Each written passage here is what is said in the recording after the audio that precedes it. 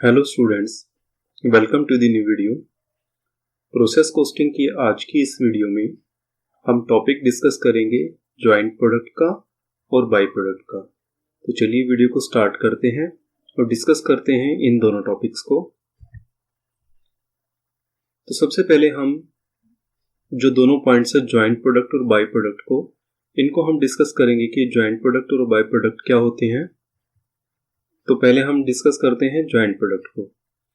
In some industry, two or more than two products of equal importance and value are produced simultaneously in a process।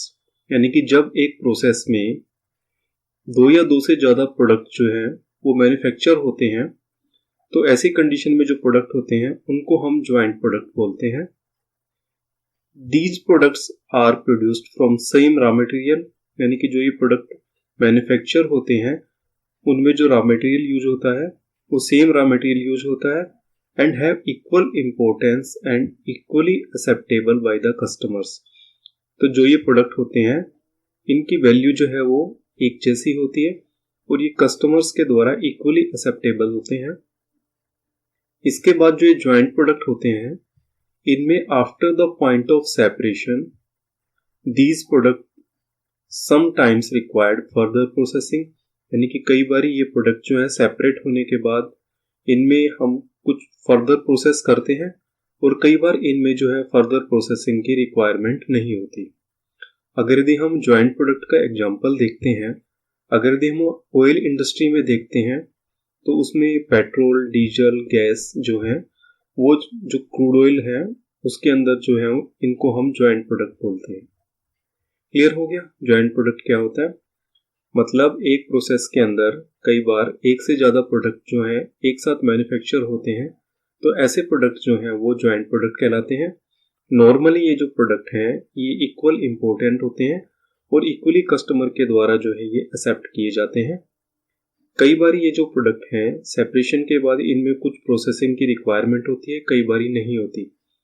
अगर यदि हम example के तौर पर देखते हैं कि जो क्रूड ऑयल है उसको अगर यदि हम प्रोसेस करते हैं तो उसमें से पेट्रोल, डीजल और जो गैस जो निकलते हैं वो जो है जॉइंट प्रोडक्ट का एक एग्जांपल है। अब हम देखते हैं कि बाई प्रोडक्ट क्या होते हैं। These product recovered from the material discarded in the main process, यानी कि जो मेन प्रोसेस है उसमें जो मटेरियल की जो वेस्टेज है एक तरीके से और स्क्रैप जो होती है मेन प्रोडक्ट का, उसको हम जो है वो बाई प्रोडक्ट बोलते हैं। वेयर वन प्रोडक्ट यानी कि main product have the high value compare to the other product, यानी कि जो बाई प्रोडक्ट होता है वो एक तरीके का डिस्कार्डेड मटेरियल होता है या स्क्रैप जो प्रोडक्ट होता है उसको हम जो है बाई प्रोडक्ट बोलते हैं। अगर यदि हम ऑयल एक्सट्रैक्शन कुछ जो इंडस्ट्रीज होती हैं उसके अंदर अगर यदि हम एग्जांपल देखते हैं तो जो ऑयल होता है उसके अंदर जो है मेन प्रोडक्ट होता है और जो केक्स होती हैं ऑयल के अंदर उसको हम जो है वो बाई प्रोडक्ट बोल सकते हैं। इसी तरीके से अगर जो फर्नीचर मेकिंग जो कंपनीज होती हैं उसमें जो वुड्स के स्मॉल पीसेज हैं उनको हम जो है एक तरीके से बाई प्रोडक्ट बोल देते हैं। तो जब हम जॉइंट प्रोडक्ट और बाई प्रोडक्ट के अंदर अकाउंटिंग कैलकुलेशंस करते हैं तो वहां पर जो है दो टाइप की कॉस्टें आपको मिलेंगी। एक तो मिलेगी जॉइंट कॉस्ट या इसको हम बोलेंगे प्री सेपरेशन कॉस्ट, और एक मिलेगी सेपरेट कॉस्ट। सेपरेट कॉस्ट का मतलब ये होता है कि एक प्रोडक्ट जो है मतलब सेपरेट होने के बाद जो फर्दर कॉस्ट आएगी उसको हम सेपरेट कॉस्ट बोलेंगे। इसको हम इस तरीके से देख सकते हैं, मान लीजिए अभी हमने जैसे क्रूड ऑयल का एक एग्जांपल देखा था, ठीक है ना। अब क्रूड ऑयल को अगर यदि आप ड्रिल करके निकालते हैं जमीन से तो उसको जैसे निकालने के लिए जो भी आपका खर्चा आएगा वो तो आपका कहलाएगा जॉइंट कॉस्ट, ठीक है ना। इसको हम बोल देंगे जॉइंट कॉस्ट, ठीक है। इस पॉइंट के ऊपर मान लीजिए ये सेपरेट हो जाता है, ये इसमें से मान लीजिए पेट्रोल निकलता है, ठीक है, इसको हम पेट्रोल निकालेंगे, इसमें से डीजल आ जाएगा, अगर यदि गैस आ जाएगा, तो ये तीन टाइप के प्रोडक्ट जो हैं इसमें मैन्युफैक्चर हो जाते हैं। तो ये वाली जो कॉस्ट कहलाएगी ये आपकी जॉइंट कॉस्ट कहलाएगी। इसके बाद इसमें जो है फर्दर रिफाइनिंग वगैरह अगर यदि कुछ करना पड़ता है इनको, तो ये जो कॉस्ट यहाँ पर इंक्लूड होती है इसको हम जो है सेपरेट कॉस्ट बोलते हैं। तो यहाँ पर जो डिफिकल्टी आती है ज्वाइंट कॉस्ट के रिगार्डिंग आती है, क्योंकि सेपरेट कॉस्ट को तो आप जो है इजीली आइडेंटिफाई कर सकते हैं जो भी आपने प्रोडक्ट मैन्युफैक्चर किया है, तो यहाँ से आप इसको जो है इजीली आइडेंटिफाई करके यहाँ से चार्ज कर सकते हैं। लेकिन जो अकाउंटिंग में जो प्रॉब्लम्स आती है वो ज्वाइंट कॉस्ट को जो है वो डिस्ट्रीब्यूट करने के रिगार्डिंग आती है। तो जो ज्वाइंट कॉस्ट होती है उसको डिस्ट्रीब्यूट करने के जो डिफरेंट मेथड्स हैं, तो मेथड जैसे कि आपका physical unit method, physical unit cost method, market price method, sales value method and point value of survey method. तो इन सारे मेथड्स को हम वन बाय वन करके इलस्ट्रेशन के साथ हम डिस्कस करेंगे। तो चलिए सबसे पहले हम डिस्कस करते हैं फिजिकल यूनिट मेथड। तो फिजिकल यूनिट मेथड में क्या होता है, under this system joint expenses are distributed among the product on the basis of physical units consumed by the product। यानी कि प्रोडक्ट जो फिजिकल यूनिट कंज्यूम करता है, ज्वाइंट जो प्रोडक्ट आते हैं उसमें ज्वाइंट जो एक्सपेंसेस आते हैं उसमें जो फिजिकल यूनिट कंज्यूम करता है, तो उसके अकॉर्डिंगली जो है फिजिकल यूनिट मेथड में जो है कॉस्ट को डिस्ट्रीब्यूट कर दिया जाता है। फॉर एग्जाम्पल मान लीजिए product X consume 40% of the material and product Y consume 60% of the material. तो जो ज्वाइंट एक्सपेंसेस होंगे वो एक्स और वाई में जो है 4:6 में जो है वो डिवाइड हो जाएंगे। ठीक है, तो ये वाला मेथड कहाँ पे एप्लीकेबल होता है, when product produce in same type of units, यानी कि जब एक जैसी यूनिट जब आप मैन्युफैक्चर करेंगे, यानी कि एक जैसा रॉ मटेरियल आप उसमें यूज करेंगे, तो वहां पर जो है फिजिकल यूनिट मेथड हम यूज कर सकते हैं। एक एग्जाम्पल से हम देखते हैं, मान लीजिए एक प्रोडक्ट है, उसमें एक जो है रॉ मटेरियल आपने यूज किया, उसमें 3 प्रोडक्ट जो ज्वाइंट प्रोडक्ट ABC जो है वो मैन्युफैक्चर होते हैं, और जो टोटल ज्वाइंट कॉस्ट है वो 2,40,000 रुपीज है। अब जो रॉ मटेरियल है वो 20,000 यूनिट यूज हो रही है, बी में जो 30,000 यूनिट, सी में जो है 30,000 यूनिट, तो टोटल जो रॉ मटेरियल यूज हो रही है वो 80,000 यूनिट्स की हो रही है, और यूनिट जो प्रोड्यूस की गई है 2,000, 4,000, 6,000, टोटल यूनिट जो है प्रोड्यूस की गई है 12,000। तो अभी हमने फिजिकल जो है मटेरियल यूज्ड वाला मेथड यूज करना है, तो इसमें हम लोग सिर्फ रॉ मटेरियल को देखेंगे।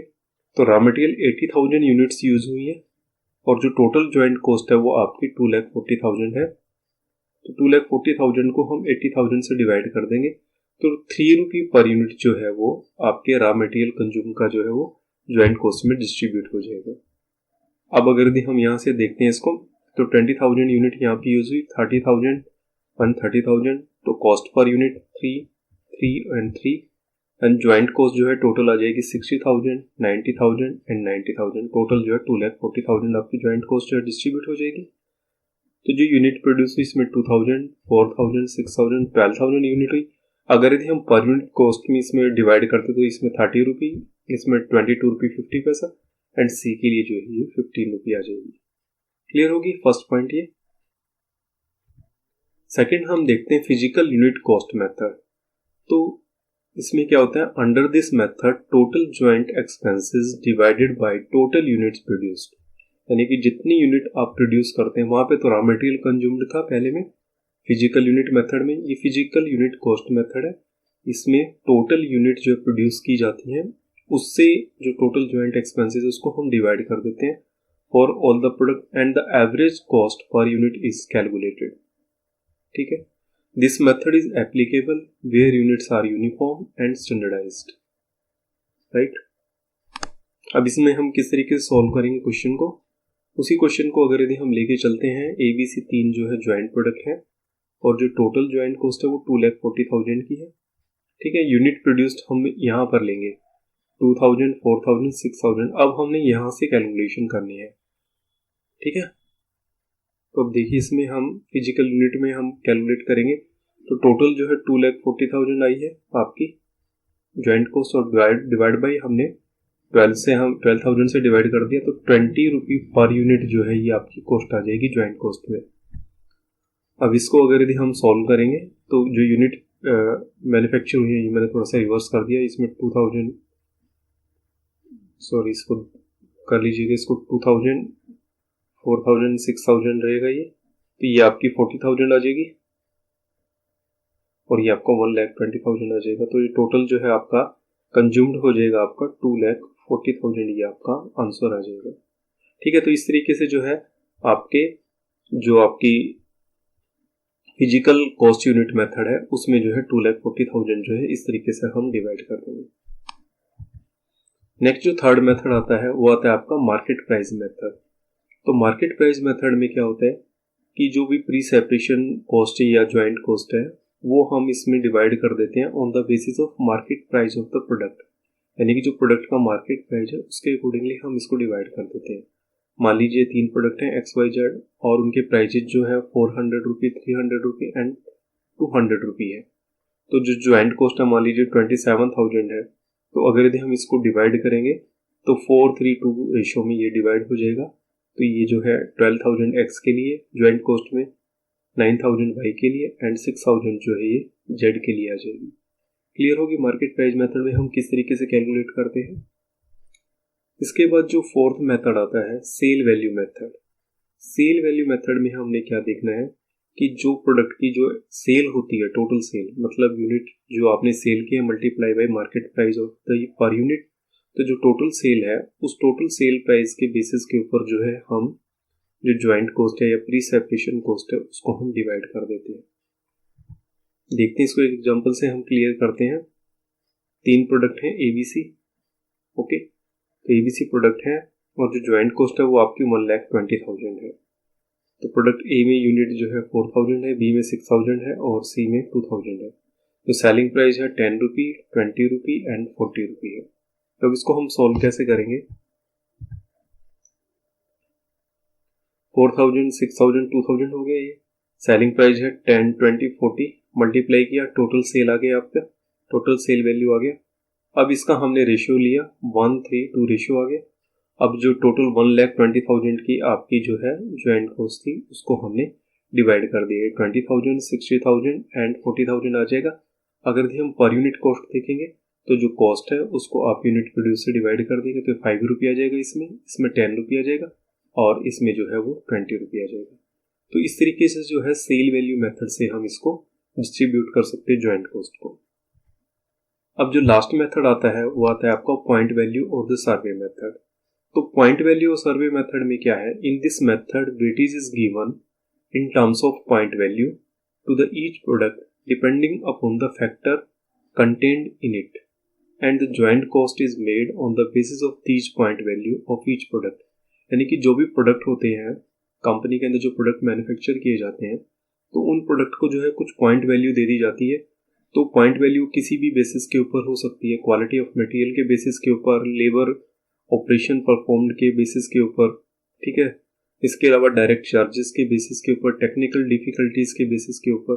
तो इसके अकॉर्डिंगली जो कुछ पॉइंट्स उनको वैल्यू दे दी जाती है और उस पॉइंट वैल्यू के अकॉर्डिंगली जो यूनिट मैन्युफैक्चर होती है मल्टीप्लाई करके और हम जो है रेशियो कैलकुलेट करके जो आपकी ज्वाइंट कॉस्ट है उसको हम एलोकेट करते हैं। तो इसको इलस्ट्रेशन से हम क्लियर कर लेते हैं। अब सपोज कीजिए 3 प्रोडक्ट आपके ज्वाइंट प्रोडक्ट आते हैं ABC, ठीक है, और जो आपकी ज्वाइंट कॉस्ट आती है 20,000 की और जो यूनिट प्रोड्यूस हो रही है A की 400, B की 600 एंड C की 200। जो पॉइंट वैल्यू है A में 5 है, B में 3 है एंड C में 1 है। तो इस क्वेश्चन को हम किस तरीके से सॉल्व करेंगे। यूनिट प्रोड्यूस आपकी ले ली हमने, इसमें पॉइंट वैल्यू ले ली, टोटल वैल्यू हमने यहाँ पे कैलकुलेट कर ली 2,000, 1,800 एंड 200। इसके बाद जो ज्वाइंट कॉस्ट है आपकी 20,000 उसको हमने 10, 9, 1 के रेशियो में डिवाइड कर दिया, 10,000, 9,000 एंड 1,000। अब हमने पर यूनिट कॉस्ट हमने कैलकुलेट कर दी, डिवाइड करके 25 रुपी ए के लिए, 15 रुपी जो है बी के लिए एंड जो है सी के लिए आ जाएगी आपकी 5 रुपी। तो इस तरीके से हमारे जो है पांचों मेथड जो है वो कवर हो जाते हैं। इन 5 मेथड के बेसिस के ऊपर जो है हम ज्वाइंट कॉस्ट को जो है वो डिवाइड कर सकते हैं। तो आज की वीडियो में इतना ही। नेक्स्ट वीडियो में हम जो है प्रोसेस कॉस्टिंग के कुछ इंपॉर्टेंट क्वेश्चंस को हम डिस्कस करेंगे। वीडियो देखने के लिए आपका धन्यवाद। Thank you so much. Video कैसी लगी आप प्लीज़ कमेंट जरूर कीजिए। Thank you.